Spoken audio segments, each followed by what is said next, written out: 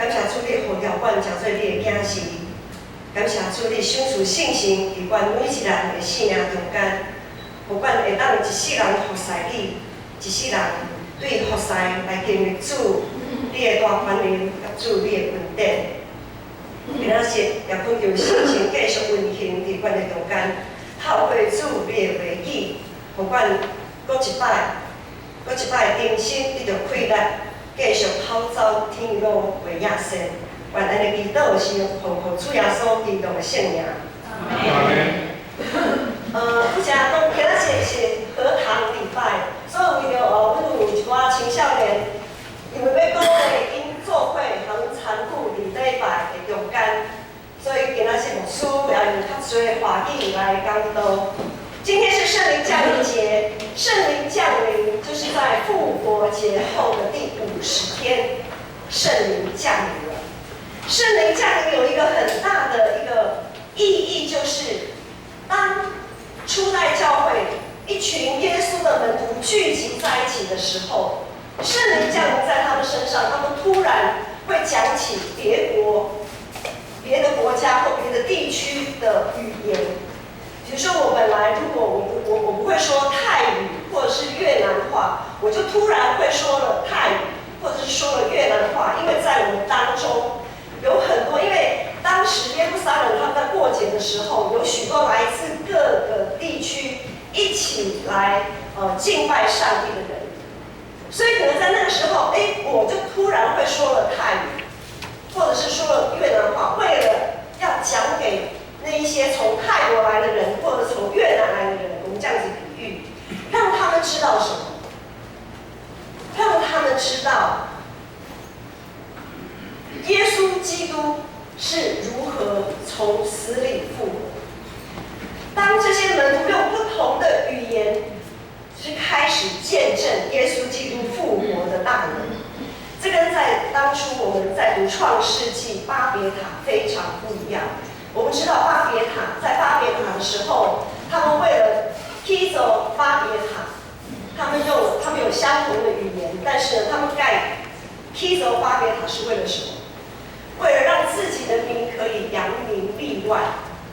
让所有的人都可以记得自己。所以呢，上帝就把他们的语言打乱了，让他们分散开来。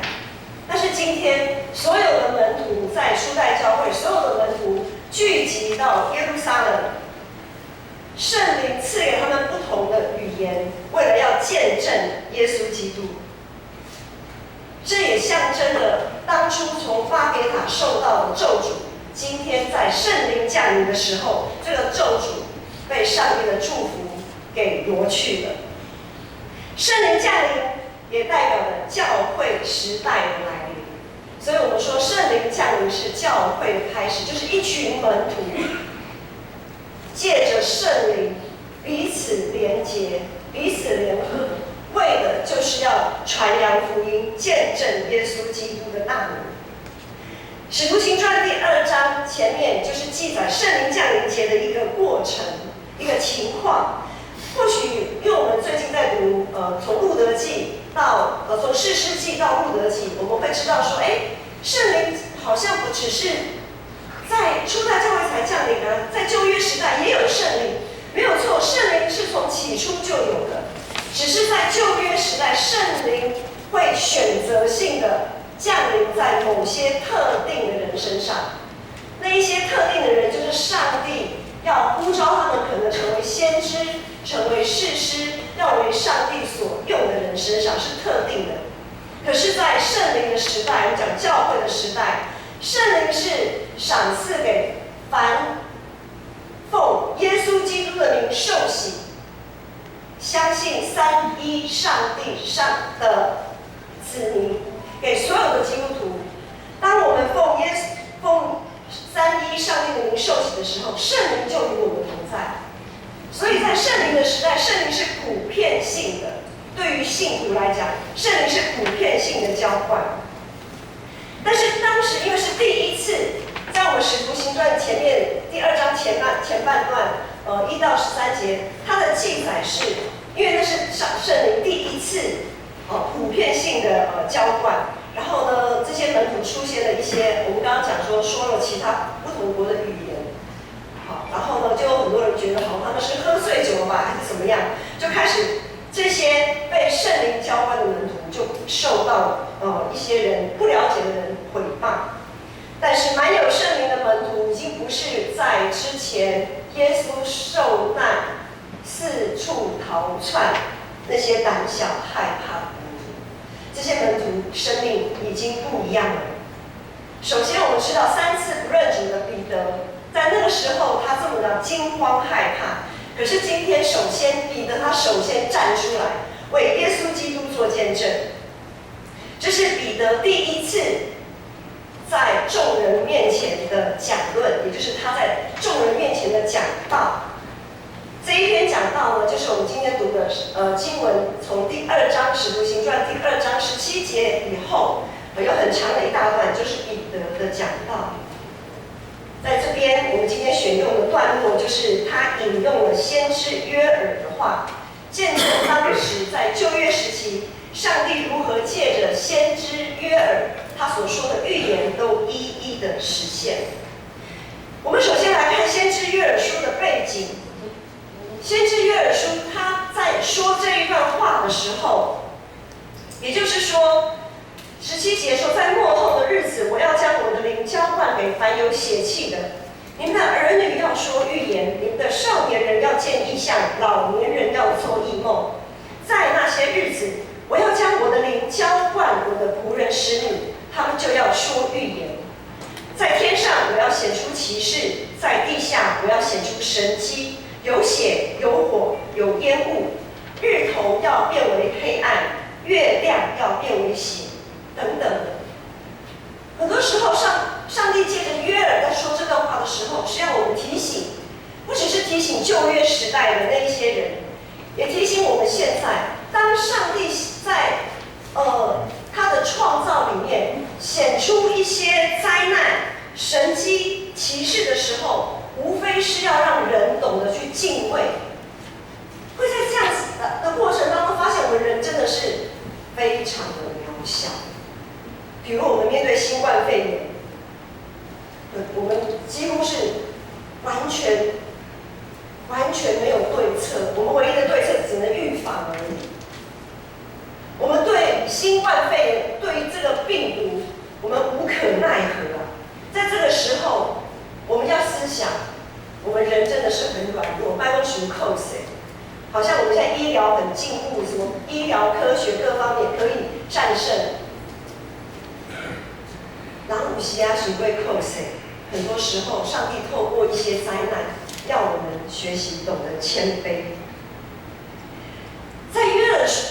先知约珥在预言的那个背景，是在他们非常流离失所，而且呢是在蝗虫过境之后。这一阵子在印度有蝗虫的灾难，他们的那些农民碰到蝗虫的灾难，蝗灾非常的可怕，也无可奈何。在这样子的一个蝗虫所造成的灾害以后，先知约珥做了这样子的一段预言。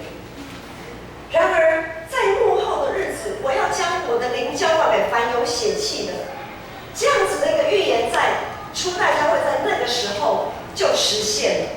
当圣灵降临在使徒身上，他们开始用不同的语言，向不同地区的人见证耶稣基督复活的大能。代表约珥书中那末后的日子已经展开。其实，在2000多年前，耶稣道成肉身，末日就已经开始。我们现在就是在末日的一个开始，在圣灵降临的时候，更是代表一个新时代的开始。但是在耶稣时代，在第一次的圣灵降临节的时候，那一群犹太人仍然没有办法分辨，他们仍然不会感到敬畏，他们仍然想把持着自己过去所拥有的东西。我们说既得利益者，他们不想放下他们已经有的东西，他们不想承认属于他们的时代已经过去了，而新的时代要展开。我们稍微回顾一下，在耶稣的时代，对犹太人来讲，其实就是一场灾难。当时犹太人他们虽然有很好的信仰基础，但是在律法之下，他们扭曲了对律法的解释。他们特别注重一些外在的仪式，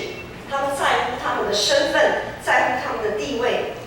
信仰已经成为在当时有心人士利用的工具。所以当道成肉身的耶稣来到世上与他们同在的时候，耶稣试图要重新诠释上帝所颁布的诫命律例，他要试图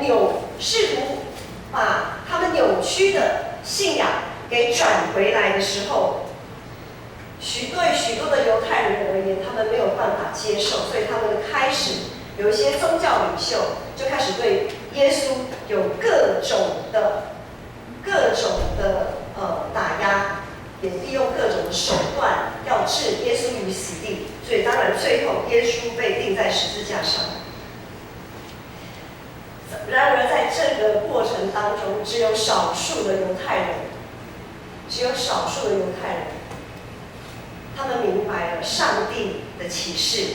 他们愿意悔改跟随耶稣。然而大部分的犹太人在耶稣那个时代，他们还是坚持的要用过去被扭曲的传统继续绑架他们的未来。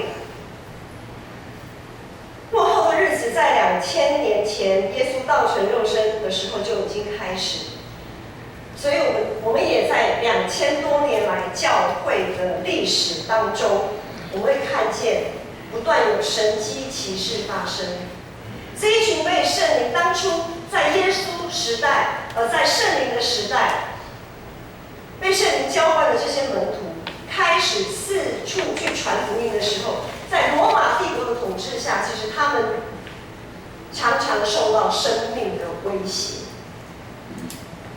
很难想象，在那样被威胁、被逼迫的时候，福音竟然能从耶路撒冷一路在2000多年的教会历史当中一路往外扩展，到撒玛利亚，直到地极。到现在，全球性福音已经是全球性的运动。虽然在这2000多年当中，我们看见圣灵如何带领属于他的子民在传福音，许多的神迹奇事在过程当中发生。当然，也看到许多的殉道者，许多的战争，也在这2000多年来不断的发生。可是有一些信徒，虽然他们相信了耶稣基督，但是因为信仰没有被塑造，以至于在末后这样常常有灾难、常常有天灾地变、常常有人祸战争的这样的时候发生的时候，没有谨慎警醒，没有懂得敬畏上帝。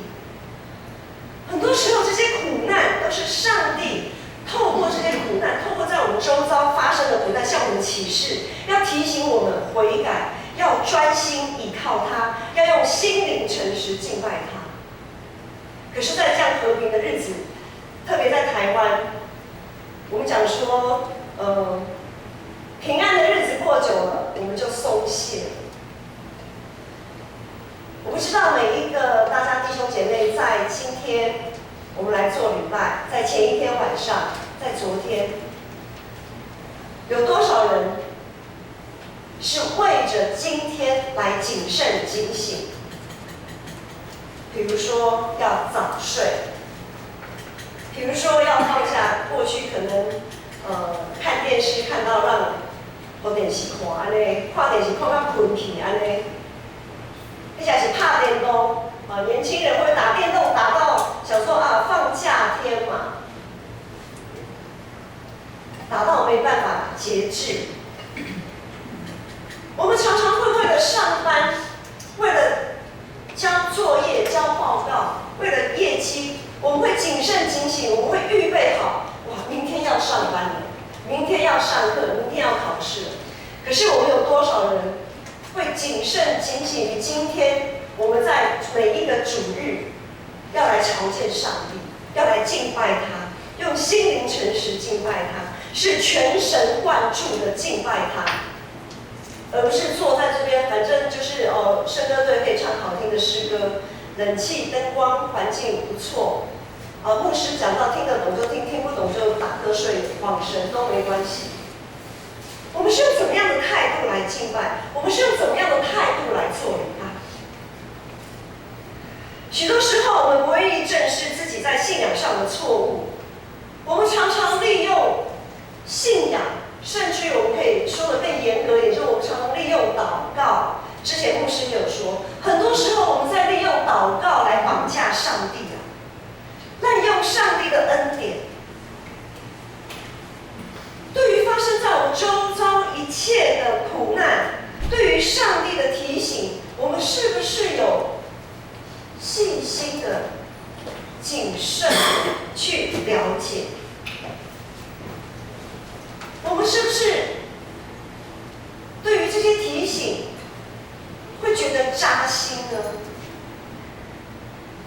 当亚当在创世纪，亚当他违背上帝偷吃分别善恶树上的果子的时候，我们都知道，从亚当的例子，我们看到人性就是倾向自私，人性就是会为自己辩护，为自己的行为找理由、合理化，怎么样都有理由。胳背总是向内弯嘛，人体工学，胳背向内弯，我们没办法向外弯，弯不过去。但是当我们在看耶稣的言行的时候，我们会发现，耶稣总是把胳背向外弯的。耶稣总是会把胳背向外弯。耶稣会看到天父上帝的需要，会顺服他的旨意，即便这样子的呼召是这么的不容易，即使上帝的旨意是这么难以顺服，这个苦杯是这么难以下咽，但是耶稣他说他愿意。我们这一群成为基督的门徒们，很多时候我们还是会选择往内弯就好了，舒服一点，很合理嘛，非常的合理。不要再往外弯了，不要再做一些违背自己人性的事情。我们会因为耶稣的言行感到扎心吗？常常我们在信仰的灰色地带，我们会感觉到挣扎跟痛苦吗？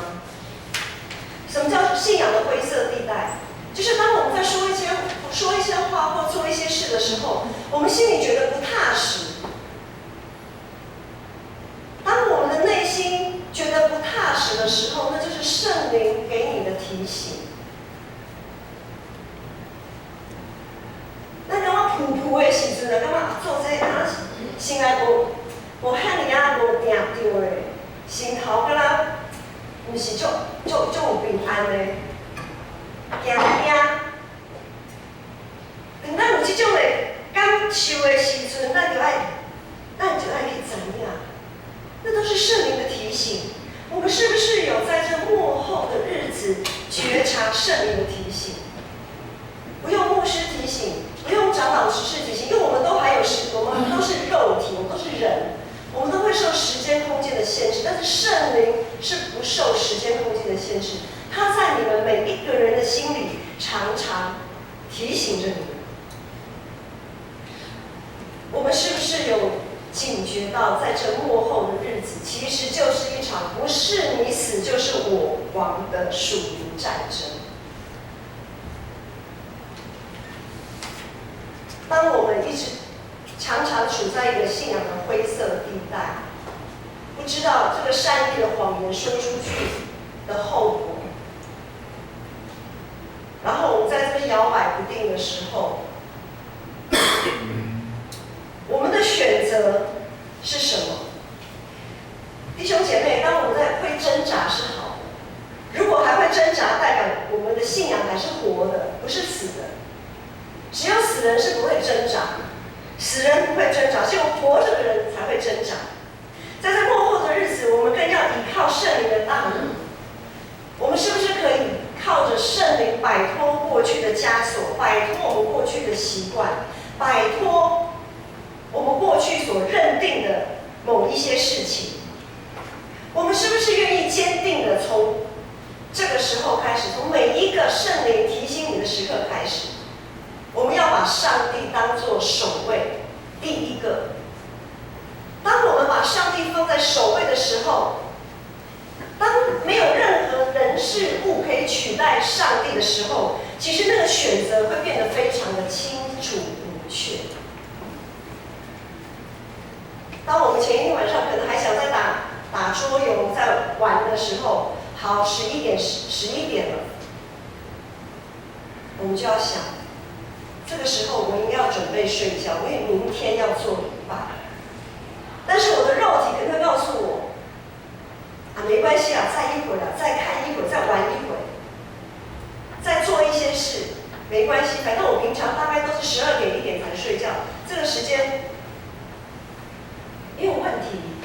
我今天再晚睡，我明天还是可以起来，没有问题。但是如果在11点那个时候，你把上帝放在首位，明天我就是要来敬拜上帝，我要全神贯注，我要把我最好的精神给上帝的时候，这个选择一点都不难嘞，你就会马上放下任何会拦阻你、干扰你的事物，然后就是准备上床睡觉。当我们把上帝放首位的时候，其实很多选择都不难。我们一直卡在一个灰色地带，其实是我们自己的人性导致我们这样子的，并不是上帝没有提醒我们，并不是圣灵没有与我们同在，而是我们任由像亚当一样，我们常常会替自己找借口、找理由。今天的经文17节有提到，在末后的日子，我要将我的灵浇灌凡有血气的。这里有说，儿女要说预言，少年人要见异象，老年人要做异梦。18节说，我要将我的灵浇灌给我的仆人和使女，他们就要说预言。在这里绝对不是说，老年人就是规定要做异梦的，少年人就是要见异象的，不是儿女就是要说预言，好像有给他分门别类，不是这个意思。这里我们会看到有怎样，有身份上的不同，有地位上的不同，有年龄上的不同，有性别上的不同，其实也有种族上的不同。意思是说，圣灵的启示不分男女老少，不分种族性别，不分地位身份，所有属于上帝的儿女都可以得到上帝的启示。上帝可能用环境向你启示，可能在梦里向你启示，可能透过弟兄姐妹的话向你启示，透过礼拜向你启示等等。然而，我们这些受圣灵启示的子民当我们受到上帝的启示、各种的教导的时候，我们就要用不同的方式，用不同的语言来敬拜他，用不同的方式来学习做基督的门徒，为他做见证，让所有愿意信靠上帝、求告主名的人都可以得救。凡求告主名，终必得救。意思不是说我有祷告我就可以得救。我们的祷告是不是带着信心？是不是符合神的旨意？是不是有绝对的顺服啊？这很重要。当我们绝对顺服上帝的主权的时候，我们的祷告就必垂听，我们也必得救。即便在外表看来好像上帝没有听祷告，耶稣的受难就是一个最明显的例子。外表上来看，上帝并没有垂听耶稣的祷告。耶稣在客西马尼园说：“父啊，若你愿意，求你把这个杯挪去。”当然，耶稣最后补了一句话：“要按你的旨意，不是按我的意思。”很多时候化。很多时候，当上帝还是定义要把我们钉在十字架上的时候，我们的信仰就跌倒了。我们没有看见，即便耶稣受难、死后，但是他3天复活。我们在祷告当中所盼望的，不就是这个复活的大能吗？我们要如何用我们的祷告，用我们的生命来见证我们的主呢？弟兄姐妹，圣灵浇灌在我们的身上，我们要去做见证。然而，我们所做的见证又是怎么样的生命见证呢？不只是彼得他在强调上帝国度里需要有多元、非常不同多的族群人口来见证上帝，因为彼得引用了约珥的这段话，不分年龄，不分男女老少，不分种族。使徒保罗也不例外。使徒保罗他在哥林多前书9章里面有说，我来读一段。保罗说：“我虽是自由的，无人管辖，然而我甘心做了众人的仆人，我要多得人。像犹太人，我就做犹太人；像律法以下的人，我虽不在律法以下，还是做律法以下的人，我要得律法以下的人；像没有律法的人，我就做没有律法的人，我要得着没有律法的人。”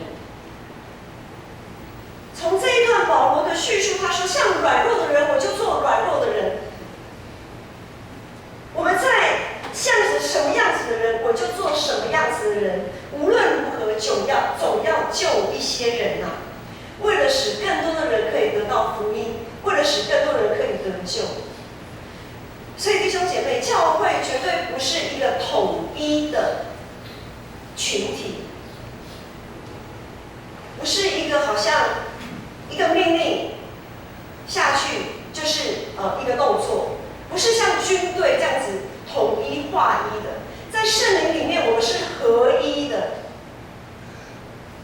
统一跟合一不一样哦。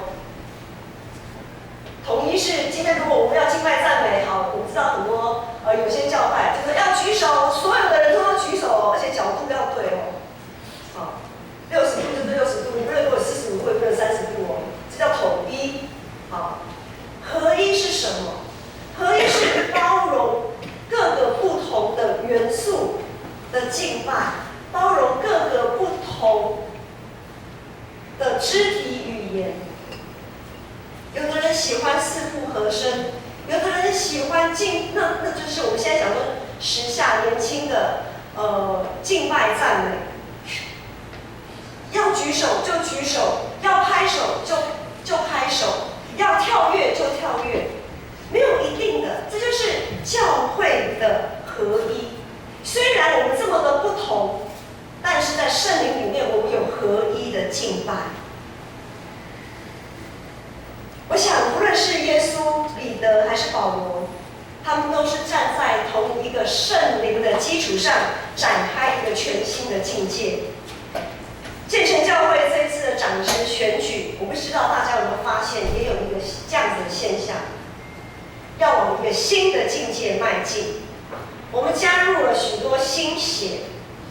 不只是在年龄上，更是在身份上有很大的不同。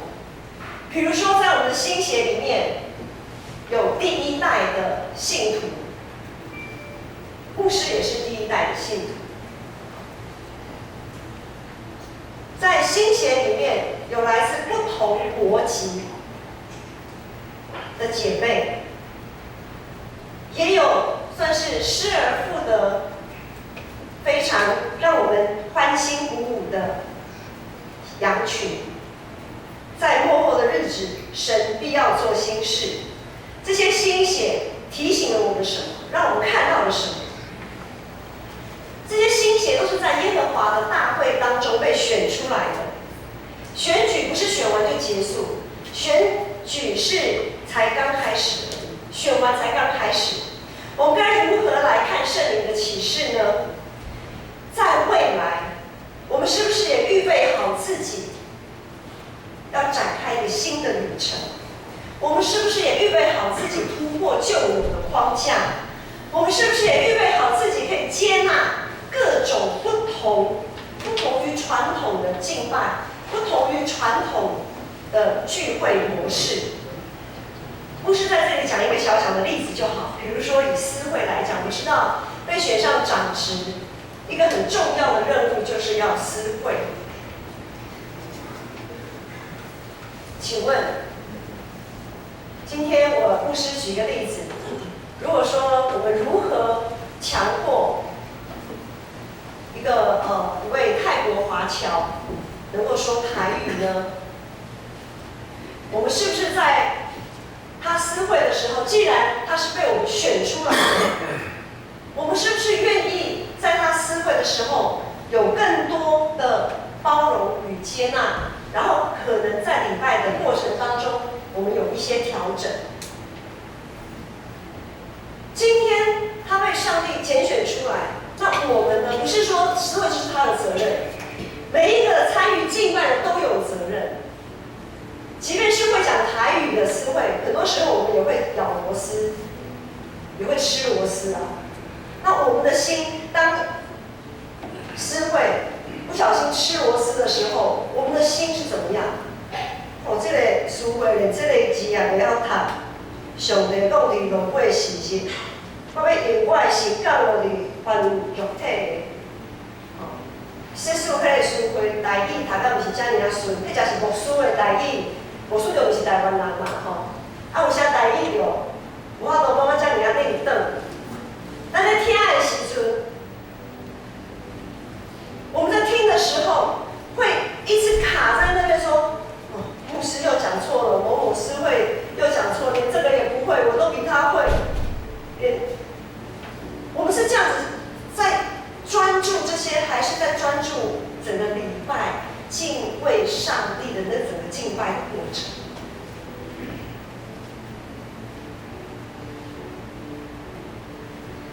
选出来绝对不是长职的任务，教会不是牧师的，也不是长职的，是全体会友的。新人新气象，这一些新人会带出许多新的思维。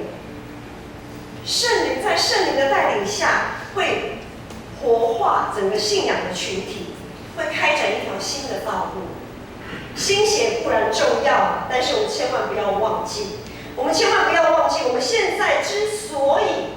能够有所突破，我们之所以能够勇敢做梦，都是过去许许多多的前辈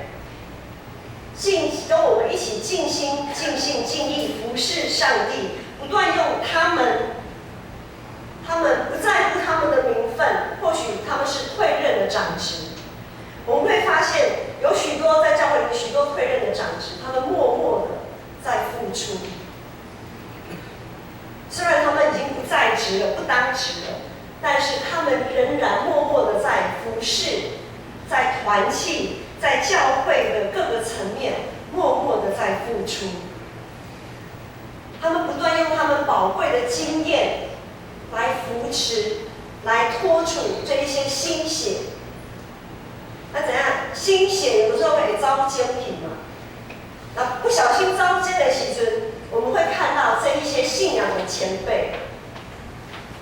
会用爱心说诚实话，把他们稍微拉回来一点点，拉回来一点点。建成非常感恩，在这一次的长职选举，我们看到许多可贵的传统一直在延续下去。我们也看到许多新血被大家扶持支持，来塑造更不一样的未来。相信建成教会这根枝子必定会更加茂盛，多结果子，甚至可以生出墙外。在末后的日子，也就是圣灵的时代，活泼的信仰要展开。我们是不是我们的信仰是已经快要病入膏肓了吗？还是已经不冷不热了？今天圣灵降临节，我们要再一次的在上帝面前，我们要再一次的立